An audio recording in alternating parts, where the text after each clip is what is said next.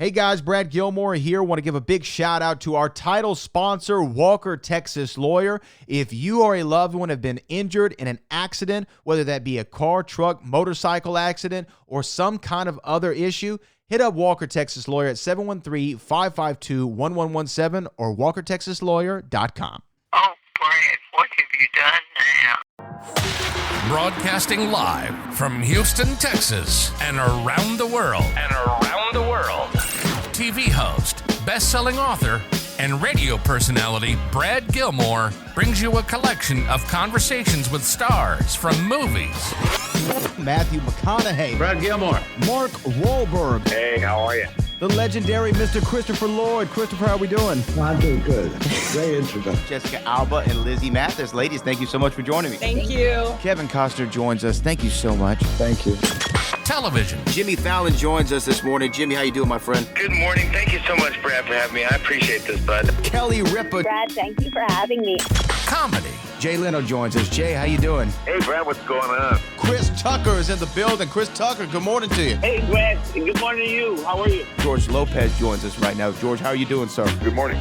Music. Lola Monroe. Thank you. Thank you for having me. The legendary frontman of AC/DC, Brian Johnson, joins us right now. Brian, how you doing? Good morning, Brad. What lovely to talk. You me funny lad. Megan Trainor. Thank you so much, Brad. You're awesome. Chloe Bailey joins us. I appreciate the time. Appreciate you. And more.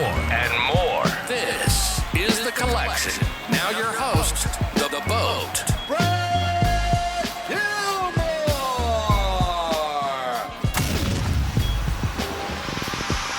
All right. Well, hello, Mr. Grier. How are you, sir? Hey, I'm great, man. What's up? Hey, I appreciate you taking the time. Now, wait, you're a sports guy? I am. Did you see the Warriors last night, that game? Of course. Oh, that was such a good game, man. Are you a Warriors fan? I'm going to tell you like this. I'm from Detroit, but I've been in LA for 800 million years, so I'm a Laker fan. And if I had to, my second team would be the Warriors, but my home team too. So yeah, I want the Warriors to win. I love watching them play. Last night was just a great game, man. It just shows you that, right, like greatness never goes on sale. And Steph and that team and Steve and what they've been able to do and accomplish over this last 10 years, or this run's been, maybe 12 years this run has been, it's sensational. We're not going to see a Steph Curry. That's a generational talent, man. He's going to be in the conversation of a Kobe Bryant or LeBron James, what they meant for their franchises, or Jordan. Stephen Curry's that guy. Oh, yeah, man. I just love it. So now I will be going to the Lakers game on Saturday, okay? I am really energized and pumped. I did not think Doncic. Luka Doncic. Luka would mix and it would become this great thing. Just like I didn't know if playoff, what's his butt? For the Warriors. Who'd they trade for? Come on. The Warriors? Yeah. Playoff, what's his butt? Jimmy Butler. Jimmy Butler. Yeah. Those two guys were put in unique situations, and it's working. You know what I mean? The thing about Jimmy Butler, and it's similar to LeBron, it's like, hey, give me the pieces and I'm going to figure it out. I will figure it out. To whereas some guys who are superstars, when they go to teams, they feel like I need offense to. Whereas Jimmy Butler is a guy who's like, I'm going to get in where I fit in. You tell me. Hey, man, that's the dude. That's the dude you want. He said, look, do your thing. I'm going to find something to do. You know what I mean?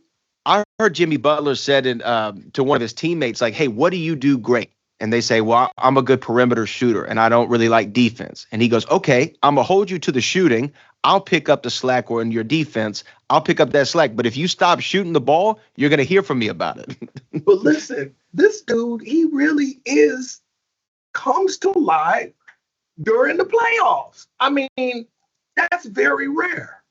That's very rare. Last night, it was like, Jimmy Buckets, baby, let's go. Jimmy Buckets. And guess what? He's from right here where I'm sitting in Houston, Texas. He's a Houston cat, and he's got that dog in him, man, that you want to see from somebody.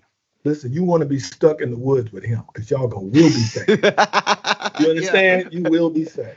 So I'm and see, excited. we had the opposite here. We had James Harden forever, who would ball out in the regular season, and when it came to playoffs, it was like he was on a milk carton. You couldn't find it. It's psychological, man. Everybody's not built for this. It's psychological. Some guys are step up. Some guys lose themselves. Like, why weren't you were so good in the regular season, man? What happened? It's psychological, man. It's great to watch. And that's what Kobe was so good at, that Mamba mentality. You know, I mean, it's not just a great catchphrase. He would really lock in, or Jordan would lock in, or LeBron does his 0 dark 30. Like, they lock in when it counts. Kobe was so serious. I remember he gave this, it was just supposed to be a benign interview, morning news. He was working with kids. I think maybe it was about his Mamba mentality. And one of the reporters just goes, "Hey, Kobe, great to be here. Like, when you talk to little kids, how do you motivate them?" Kobe goes, "I try to let them get familiar with the monster that exists inside of all of us and to harness that monster. Mine is a mamba, a poisonous African snake. Each child has to find their mamba and bring it out." It was so deep and heavy. All the news guys are like, this is not a fluff interview. I mean, this dude is going because that's the way he was. You could tell there. He's like, I'm not joking. I'm not joking. It's not a joke. Like, you got to be born like that. At Kobe's memorial, when Michael Jordan was talking, it was so moving to me how he loved Kobe, but how annoying Kobe was. He would text him and call him. And that's something I would do. It'd be like, "Hey, Mike, hey, Mike, hey, Mike." He was like the camel in that commercial. He'd be like, when you do a mid-range jumper, "Hey, Mike, what I do? Hey, Mike, what I do?" He'd be like, "Kobe, what is it now?" It was great to hear. It was moving. It was great. When you see, I'm inspired by those passionate people who don't walk through life, man, who do not walk through life every moment. Come on, let's go. Let's go. Let's run. You know, that's the thing I love about sports. Well, and you know what, though? That's like that mentality and like the greats at any of their craft, like you find that common thread between not just, you know, basketball, football, baseball, but you see it between basketball, stand-up. You see it between boxing and stage performance. Everybody has that same mentality. And you know what? This is actually a great question I would have for you, because I know early on in your Broadway career, you did a Soldier's play, and you were in there with Sam Jackson and Denzel, and there's a great picture of you and Sidney Poitier, and you talk about three guys who are the guys, and they bring it to their craft. I would say, like, when you them or you're seeing them on stage and the way that they move and the way they operate, obviously you're in that same conversation. Some of that has to kind of bleed through, like, especially a Sidney Poitier, where you see Sidney Poitier. Let me tell you something. I remember I went to see Soldier's play because I had to audition the next day for Douglas Turner Award. And I was sitting in the last row in this little theater off Broadway, and my heart was pounding just because that cast was working so well and in so much sync. I auditioned the next day, I get the job. And the last thing I wanted to do I did not want to drop that ball. I did not want to drop that ball because as brilliant as they were on stage, if you screwed up, they would drag you like a room full of comics, especially Sam Jackson. I've talked about this before. People don't understand. Sam Jackson has not changed. He was the person that you see today back in 1983. He was just as magnetic. The world just didn't know. And I saw him when he would read other acts. "Hey, man, what you doing? What the hell was that, man? No, we ain't, no, you got to bring it." So there was a lot of pressure. I wanted to go into that cast and not drop the ball, you know?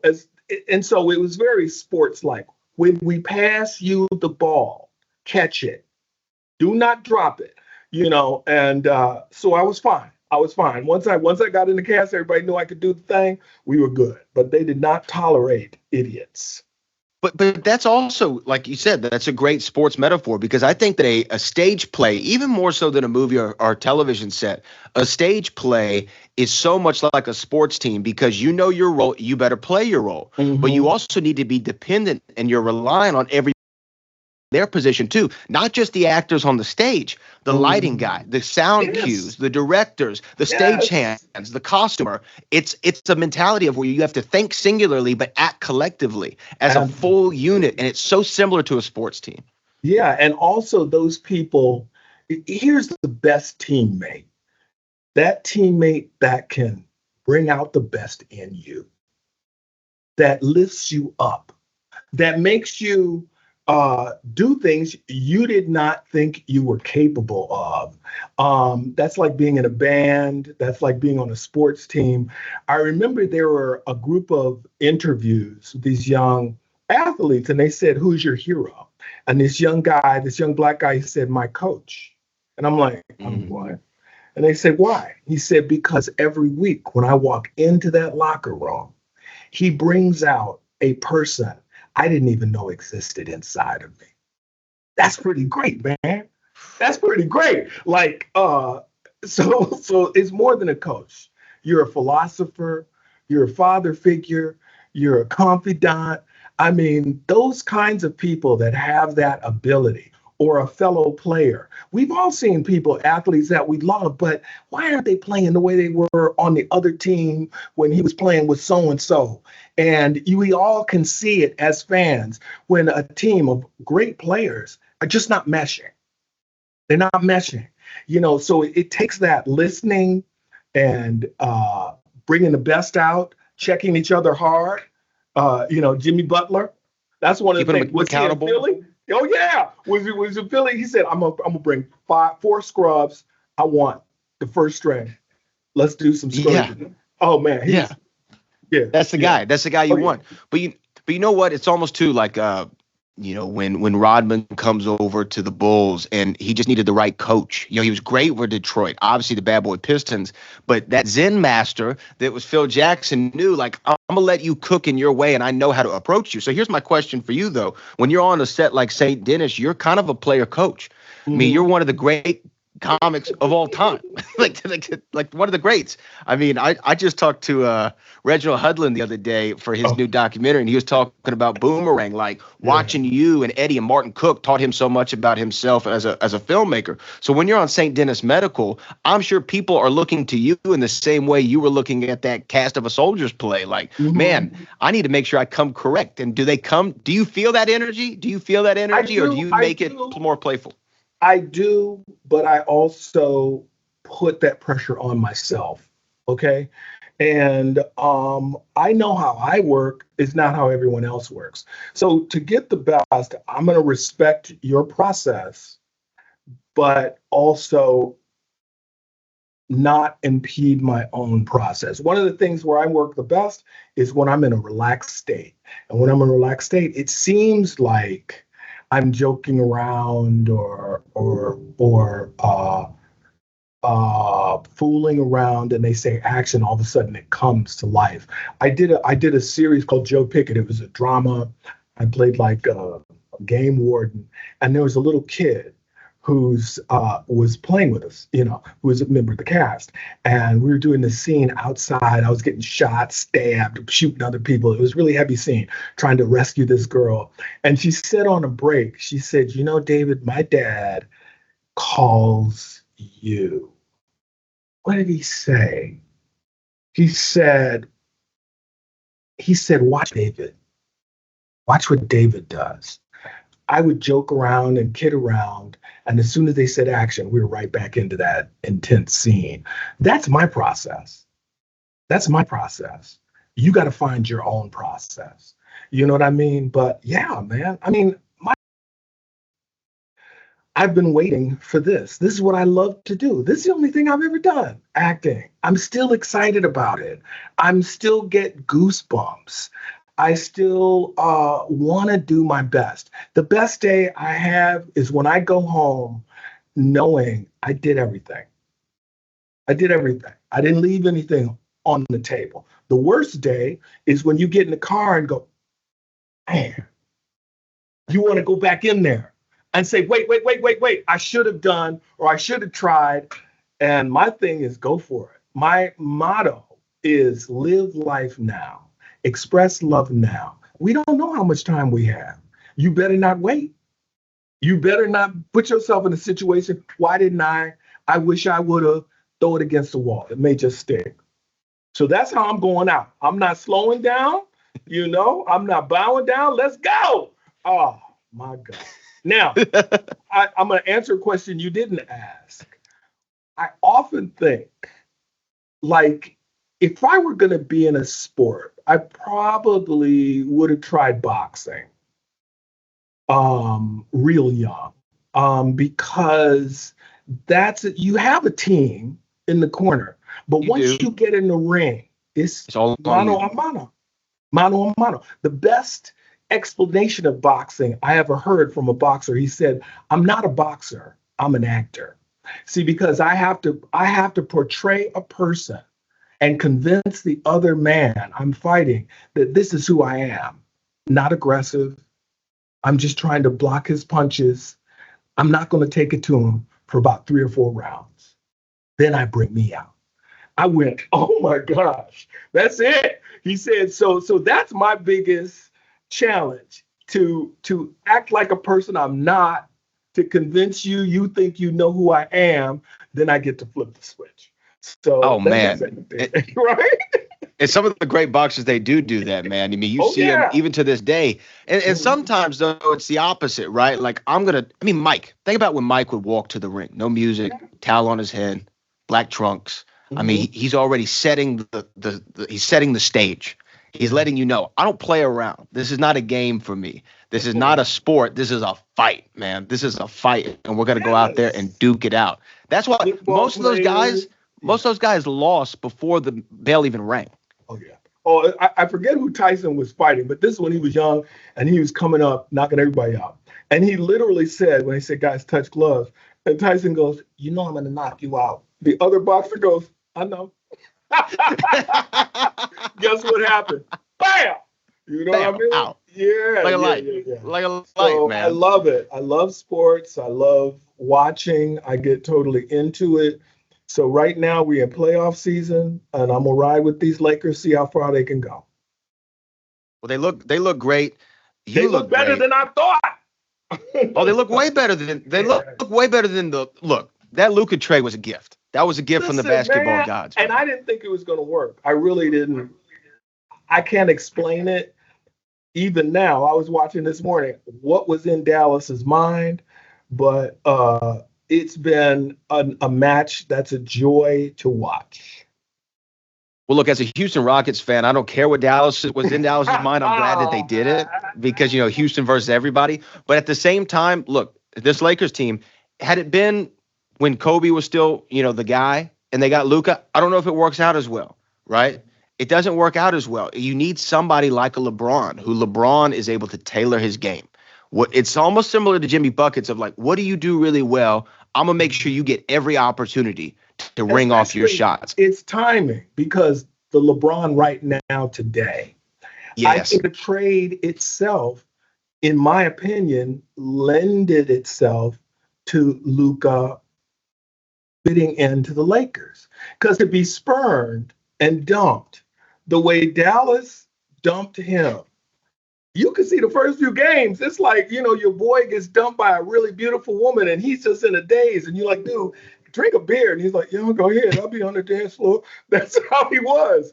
But now, man, that last game against Dallas, oh my gosh. I still can't figure out that trade, but we'll take it. I'm sure you all will. Let me ask you one more question. You've been very gracious with your time, but I want to ask you this because you mentioned you would have been a boxer.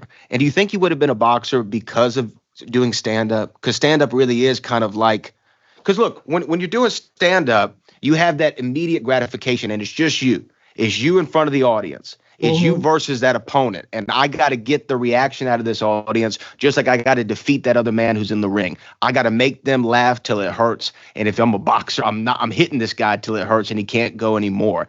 Do you think that's the connective tissue? Well, a couple of things. When you perform for a live audience, we're all given a certain amount of information. Like, David, you're going to perform for a sold out crowd of 60-year-old white women. Okay. That's different than 30-year-old black dudes. Okay. Right. But once you get on stage, you got to go with what you're presented with. It just may happen that a room full of 60-year-old white women is the best, craziest, most berserk crowd you've ever had. Or you go on, well, these 40-year-old black dudes, I know I got them. They're dead. So that requires you to change, to shift, to evolve, take advantage of opportunities presented. And that requires flexibility. It's what Tyson said. Everybody got a plan until you get hit. Okay? Punch in the face, yeah. And Angelo Dundee said this. He said this about Muhammad Ali. He said, you can train anybody for 20 years, but once you put them in the ring and you step out and that bell rings, he said, there was that moment, those first few fights. Does the kid have it? Ali. He did have it, but they don't know. They don't know till you show them. You know? They don't know till you show them. Exactly, that's man. Right. So that's it. So the same with the team. We all have statistics. This is how it's going to be. Just like last night, the Warriors, I mean, I thought about Serena Williams, you know, towards the end of her career. I remember she said in an interview, she said, you know, he said, how does it feel to be number one? She said, well, it feels great, but I can't have a bad day. I can't have a bad match because every day when I'm playing with a lower ranked player, this is their one opportunity to take me out. So I can't ever slip, you know. And I thought about that. That's what you saw with the Warriors. These boys kept coming, man. I was like, I hope they win. You know, they did pull it off, but they were worked. Okay. Don't take anything for granted. Don't take anyone for granted, please. And you know, it reminds me of back in the day, Howard Cosell was interviewing Ali, and he said, Mohammed, you're looking very truculent tonight. And Ali goes, if it's good, I'm that. Dude, I don't know what truculent is, but if it's good, I'm back. He took Howard and you know what? Hairpiece off. I was telling a friend of mine that I was going to talk to you today. Obviously, I'm a huge fan of yours, and he said, David Alan Grier is like salt and pepper. He makes everything better. That's the best. That's the best compliment ever, man. We could talk about sports forever. I love it. I love it. Well, I would love to do it again sometime. You've been very gracious with your time. The series is great. You're great in it, and I really, really appreciate it. Now, we'll see what your Lakers can do, man. Hey, man, it's up in the air. I'm going to go to a Pistons game next week, so I'm on both sides right now. Yeah. David, thank you so much, man. All right, man. Take care. Have a good one, brother. I really appreciate that. Thanks a lot, man. How do I don't know either. This is the first time I've been in this. my glasses on. All right, man. Take care. Thank you, Pam. Will you send that to me? Yeah, absolutely. Here, Michelle says thank you. Okay, thank you, Michelle. Okay. Thank y'all. Bye. Bye-bye.